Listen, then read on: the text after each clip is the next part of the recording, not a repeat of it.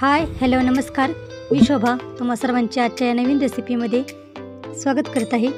आणि आज आपण साखर आणि गूळ न घालता डिंकाचे लाडू तयार केलेले आहेत, तर ते आज आपण बघणार आहे।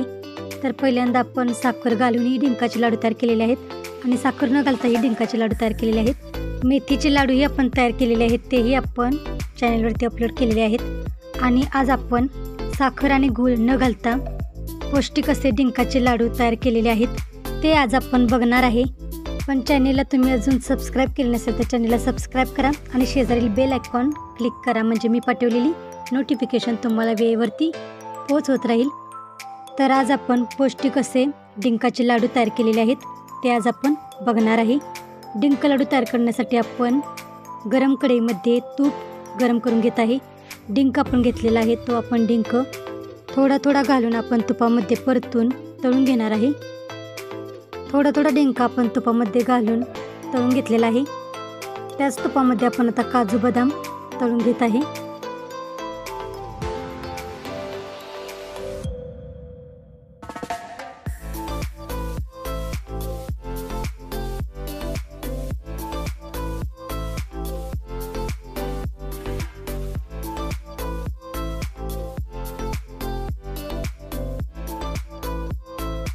तर असे सतत 4-5 मिनिटे परतून आपण काजू बदाम तुपामध्ये भाजून घेतलेले आहेत, ते आता आपण काढून घेत आहे। त्याच तुपामध्ये आपण भोपळ्याच्या बिया आणि मगज बी परतून भाजून तळून घेत आहे। भोपळ्याच्या बिया आणि मगज बी परतून भाजून झाल्यानंतर ते आपण काढून घेतलेले आहेत आणि जास्तीचे तूप काढून आपण 1 चमचा तुपामध्ये खोबरे परतून भाजून घेत आहे।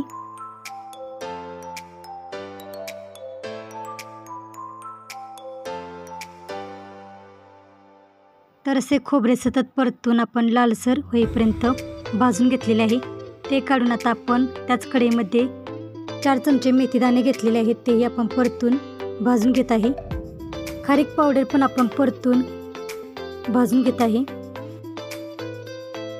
2-3 मिनिटे आपण गरम कढईमध्ये खारीक पावडर भाजून घेतलेली आहे।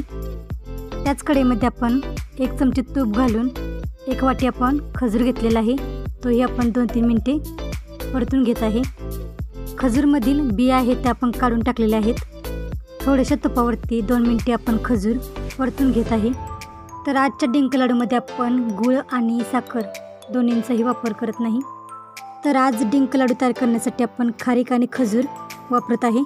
तर अशा पद्धतीने आपण डिंक लाडू तयार करण्यासाठी आपण पहिल्यांदा तुपामध्ये डिंक तळून घेतला आणि नंतर काजू बदाम तळून घेतले, भोपळ्याच्या बिया आणि मगज बी तळून घेतले। नंतर आपण सुके खोबरे, मेथी आणि खारीक असे केक करून आपण कढईमध्ये भाजून घेतलेले आहे आणि थोड्याशा तुपामध्ये आपण खजूरही परतून घेतलेला आहे।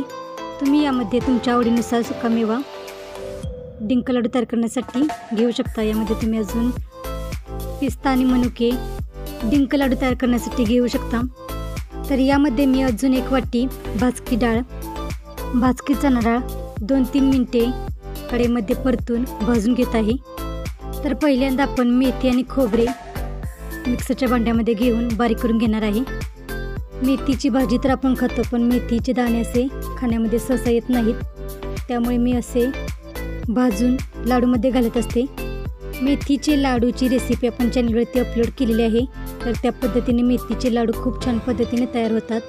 ते जर तुम्ही बघितले नसतील तर त्या पद्धतीने मेथीचे लाडू तयार करा, खूप छान तयार होतात। तर आज आपण डिंक लाडू तयार करत आहे, तर त्यासाठी आपण पहिल्यांदा मेथी आणि खोबरे बारीक करून घेतलेले आहे आणि आता खारीक आणि खोबरे बारीक करून घेतलेले आहे। भाजकी डाळ पण आपण बारीक करून घेतलेली आहे। सर्व साहित्य बारीक करून आपण एका भांड्यामध्ये काढून घेत आहे। तर असे भांड्यामध्ये थोडे थोडे सर्व साहित्य घेऊन आपण बारीक करून घेतलेले आहे। तर हे सर्व साहित्य आपण चांगले एकत्र मिक्स करून घेणार आहे। तर यामध्ये आपण 1 चमचा वेलची पावडर टाकून हे सर्व साहित्य आपण एकत्र मिक्स करून घेणार आहे।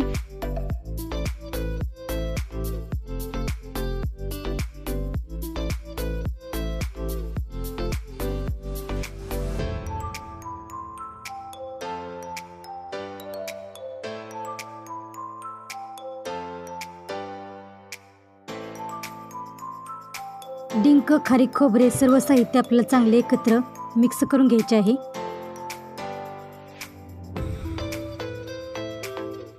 एका हातामध्ये लाडूचे थोडेसे मिश्रण घेऊन आपण लाडू अशा पद्धतीने दाबून तयार करून घेणार आहे। तर अशा पद्धतीने अगदी सहज डिंकाचे लाडू तयार होतात आणि अशा पद्धतीने आपण सर्व लाडू बांधून घेणार आहे।